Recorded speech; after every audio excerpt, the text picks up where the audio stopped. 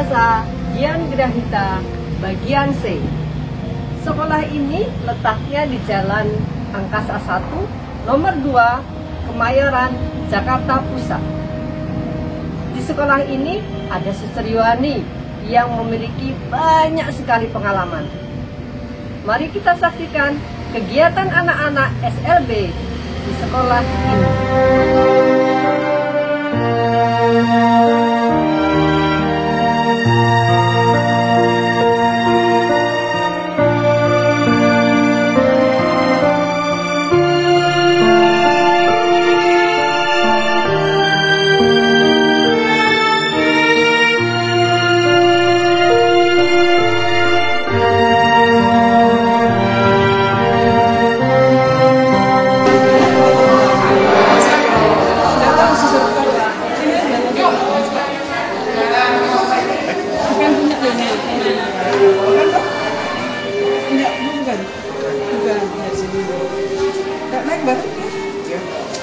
Saya Suster Yohani FSGM. Saya lahir di Ambarawa, Lampung, tanggal 18 Agustus 1948. Sejak 29 Juni 2004. Perasaan saya waktu itu campur aduk.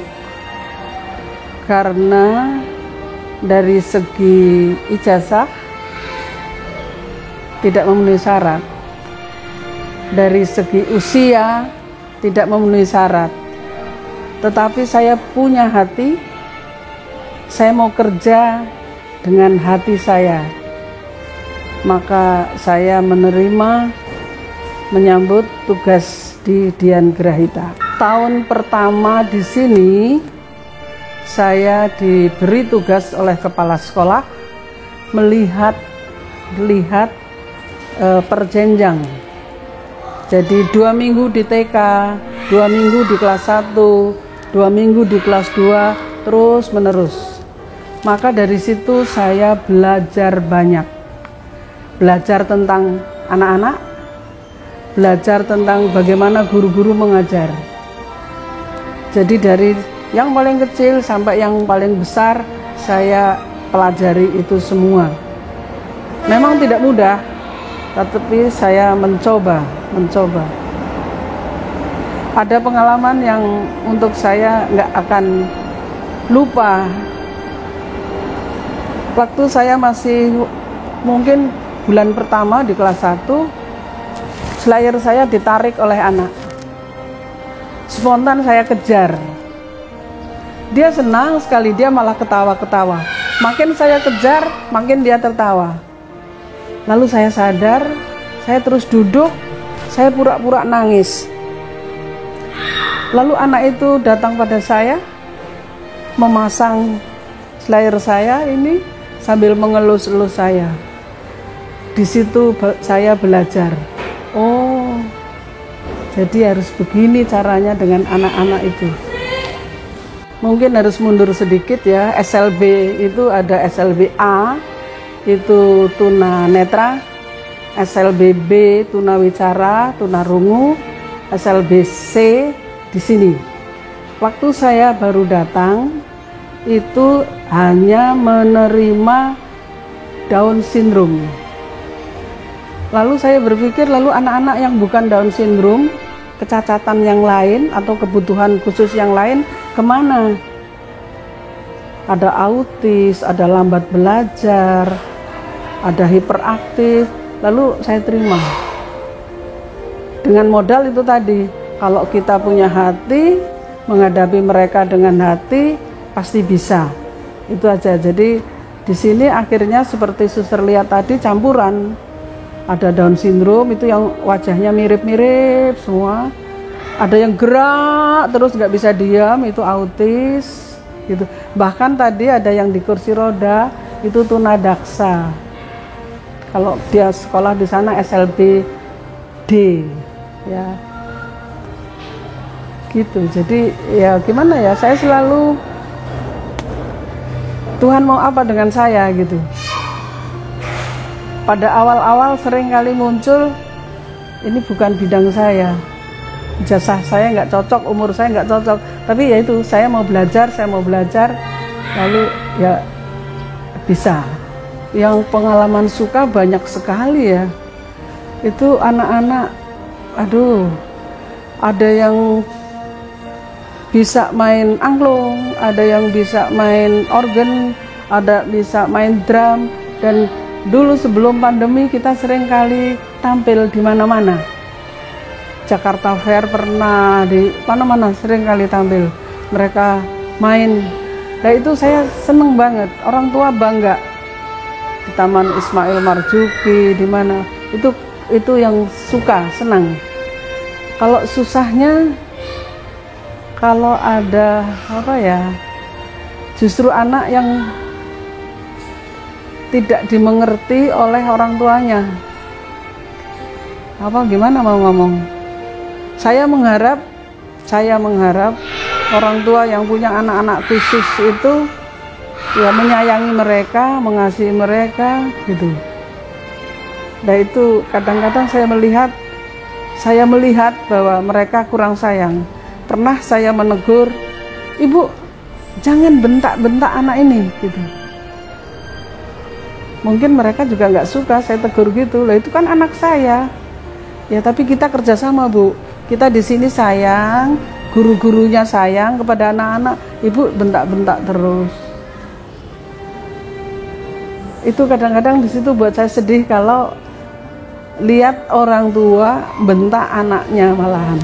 Mereka ada yang sangat pandai melukis. Tadi suster keliling ke atas, mungkin tidak ada yang jelasin itu lukisan anak-anak. Ada yang masuk muri. Ini masuk muri. Ada yang pemain, kita orang sehat aja belum tentu ya, tapi mereka bisa main keyboard hebat sekali. Dulu kalau upacara bendera diiringi oleh mereka, tapi semenjak pandemi jadi anak-anak kayak gitu 2 tahun libur ya hilang semua. Lupa semua. Kalau saya sebut modal utama kasih.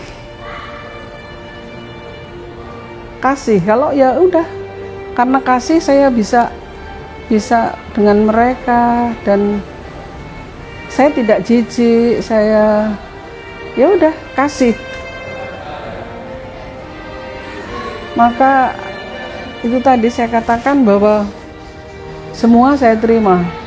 Bahkan yang di kursi roda pun saya terima. Daripada di rumah hanya sendiri, tidak punya teman. Di sini kan ada teman. Gitu. Jadi, dan itu yang saya tanamkan kepada guru-guru, kasih. Saya selalu mengajak mereka pakai bahasa positif. Bahasa positif ini gini, nggak boleh mengatakan jangan nakal, itu nggak boleh. Kata nakal itu akan terekam. Dia akan nakal. Tapi kamu anak baik, kamu anak pintar.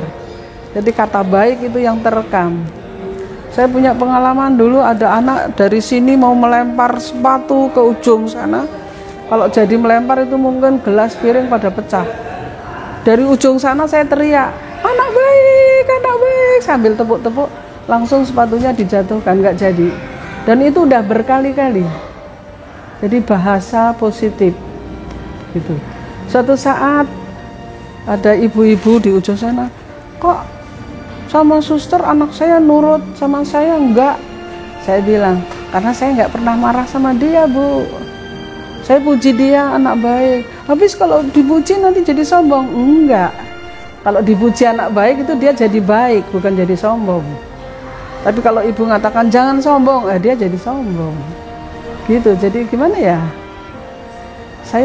Saya syukuri, saya nikmati apa yang terjadi di sini. Saya nggak pernah merasa berat sekali, sulit sekali, gitu kayak nggak pernah. Semua bisa jalanin gitu loh. Jadi kalau orang dinas datang, ya saya ajak lihat. Pernah terjadi orang dinas datang, langsung gini, apa? Di sini ada kasih-kasihan apa? Kasih apa? Oh ini pasti dengar yang nggak jelas. Lalu saya jelaskan, Pak di sini ada kelas kasih. Mari lihat Pak. Saya ajak naik ke kelas. Saya ketok, saya langsung buka pintu. Gurunya lagi duduk di lantai ngajarin anak pakai sepatu. Yang satu lagi nonton gitu. Lalu bapak itu diem aja, lalu saya dijawil gini, diajak turun. Saya masih diem biar dia lihat dengan puas kasih itu apa. Lalu akhirnya turun sampai di kantor, dia tunduk lama. Mungkin kalau ibu-ibu dia akan nangis teriak mungkin, tapi karena bapak dia hanya tunduk gitu. Setelah reda baru silahkan teruskan suster, kelas kasih itu silahkan teruskan. Udah. Jadi kelas kasih itu kelas yang nggak bisa apa-apa, katakanlah kita hanya bisa mengasihi dia gitu. Jalan aja harus dituntun, pakai sepatu harus dipakein gitu. Itu kelas kasih. Jadi kalau lulus SMA itu ada yang bisa masuk UPK, unit pelatihan keterampilan, bisa dilatih buat bunga, buat rosario, jahit, masak. Tapi anak kelas kasih ini nggak bisa, ya hanya dikasihi aja. Dengan para guru, karena mereka tahu bahwa saya bukan dari bidangnya dan saya dari bidang yang lain, tetapi mereka juga tahu bahwa saya sudah kerja di mana-mana istilahnya, pernah jadi kepala sekolah di mana-mana. Jadi saya kira nggak ada kesulitan. Saya belajar dari mereka, mereka belajar dari saya. Tentang SLB saya banyak belajar dari mereka, tapi tentang yang lain-lain mereka yang belajar dari saya. Semenjak tidak jadi kepala sekolah, saya merasa punya waktu banyak untuk ya membantu bersih-bersih lah. Kalau suster lihat tadi halaman depan bersih banget kan. Itu acara saya pagi, taruh tas langsung ambil pisau, ngambilin daun kering, lalu mana gitu. Jadi bantu bersih-bersih lantai 1, saya nggak berani ke atas. Lalu ada lagi mulai 2016 saya disuruh Ibu Ivon untuk ikut seminar longitologi. Waktu itu saya nggak tahu apa-apa longitologi itu apa Bu. Ya pokoknya ikut, ini berguna untuk anak-anak, membantu anak-anak gitu. Ya tapi saya nggak tahu Bu, ikut. Kalau nggak tahu nanti saya datangkan timnya biar demo di sini. Demo di depan siapa Bu? Di depan orang tua, di depan guru, di depan siswa. Lalu besoknya didatangkan 5 orang ke sini. Lalu saya kaget ketika mereka saya minta 4 anak yang paling tidak bisa diam. Loh kok yang diminta yang paling tidak bisa diam? Kita di atas di lantai 4, saya udah duduk di sini 1, 2, 3, 4, saya orang kelima. Lalu salah satu timnya tanya saya, suster sakit apa? Saya nggak sakit. Suster keluhannya apa? Saya nggak punya keluhan. Ya sudah, kalau begitu saya beri energi positif. Sudah. Lalu mulai bareng-bareng 1, 2, 3, 4, 5 saya. Setengah jam kemudian ada satu anak yang teriak, sudah panas. Oh kok sama, aku juga rasa hangat, panas gitu. Lalu selesai. Lalu sejak itu saya punya kegiatan itu, membantu terapi orang. Dan waktu itu kita harus praktek katakanlah ya. Harus praktek sampai 30 kali minimal, dapat stempel, baru bisa mendapat ikut kelas atas. Sebelum saya dapat stempel 30, posko yang biasanya saya praktek di sana tutup. Lalu saya mulai di sini, sudah nggak usah dapat stempel, nggak apa-apa, kita praktek terapi anak. Sudah, akhirnya karena suatu saat ada tim yang datang melihat, udah boleh terus. Nah sejak itu terus Di Jakarta ini ada 10 posko longitologi. Gratis. Suster lihat di mana-mana itu ada tulisan gratis gitu. Kita berdiri di sini mulai 2016. Hari Jumat khusus untuk siswa SLB Dian Graita. Hari Sabtu untuk pasien luar. Selama pandemi berhenti total. Untuk siswa juga berhenti, untuk orang luar berhenti. Tapi saya karena tinggal di sini, ya saya tetap nerapi anak-anak dan guru-guru. Itu tadi pertanyaannya, semenjak tidak kepala sekolah ngapain? Saya banyak nerapi guru-guru dan anak-anak. Mulai Mei kemarin, kita mengajak teman-teman lama yang dulu suka bantu, lalu untuk datang. Jadi sebelum pandemi pasien sekitar 40, relawan sekitar 20. Sesudah pandemi Mei ke sini sedikit. Pasien dari luar paling sekitar 20, kita relawannya 6, 7, baru Sabtu kemarin ini 12. Ya, jadi membantu. Saya sangat bersyukur saya bisa bantu ini karena ada beberapa yang sembuh, ada yang proses pelan-pelan, ada yang sembuh total cepet gitu.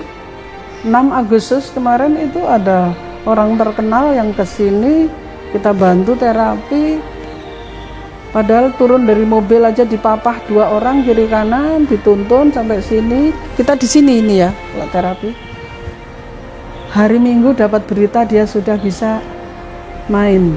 Dia pemain organ, dia pemain musik terkenal di Jakarta. Saya nggak usah sebut nama lah. Lalu ya udah itu aja. Jadi kesibukan saya itu Jumat, Sabtu amat sangat padat dengan membantu orang lain. Kepada pemirsa, saya ingin sampaikan gini. Kalau punya anak atau saudara atau tetangga yang berkebutuhan khusus, tolong jangan disembunyikan, tolong jangan disimpan, disekolahkan, supaya dia berteman, bersosialisasi, dan dia supaya dilatih mandiri. Memang benar ada orang yang mengatakan, untuk apa sekolah? Ijazahnya nggak bisa untuk cari duit. Ya betul, tapi kalau anak itu sejak kecil dilatih mandiri, tidak akan repot orang tuanya. Tapi kalau tidak disekolahkan, ya sampai tua nanti dia akan dilayani terus. Jadi harapan saya itu kalau punya anak, punya saudara, punya tetangga, kenalan, anjurkan cari sekolah yang dekat. Mana gitu, kalau nggak mau jauh-jauh, yang dekat. Karena di Jakarta ini juga banyak SLB. Itu aja harapan saya.